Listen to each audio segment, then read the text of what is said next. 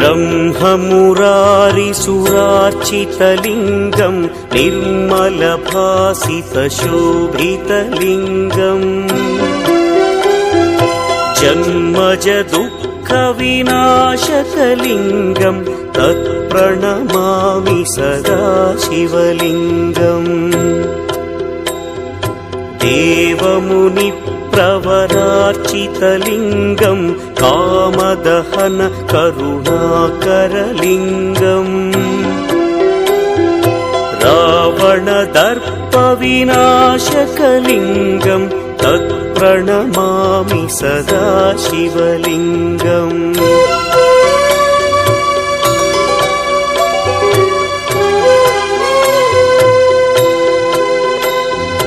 सर्वसुगन्धसुलेपितलिङ्गं बुद्धिविवर्धनकारणलिङ्गं सिद्धसुरासुरवन्दितलिङ्गं तत्प्रणमामि सदा शिवलिङ्गं कनकमहामणिभूषितलिङ्गं फणिपतिवेष्टितशोभितलिङ्गम् दक्षसुयज्ञविनाशनलिङ्गं तत्प्रणमामि सदा शिवलिङ्गम् कुङ्कुमचन्दनलेपितलिङ्गं पङ्कजहार सुशोभितलिङ्गम् सञ्चितपापविनाशनलिङ्गं तत्प्रणमामि सदा शिवलिङ्गम्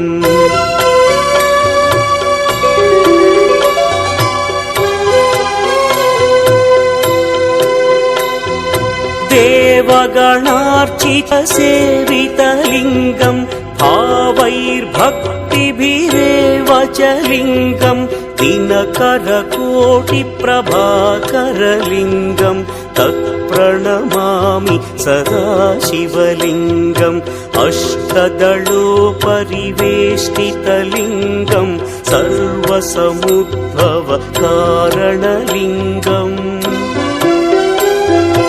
अष्टदरिद्र्यविनाशनलिङ्गं तत्प्रणमामि सदा शिवलिङ्गम् सुरगुरुसुरवरपूजितलिङ्गं सुरवनपुष्पसदार्चितलिङ्गम् परमपदं परमात्मकलिङ्गं तत्प्रणमामि सदा शिवलिङ्गम् लिङ्गाष्टकमिदं पुण्यं यः पठेच्छिवसन्निधौ शिवलोकमवाप्नोति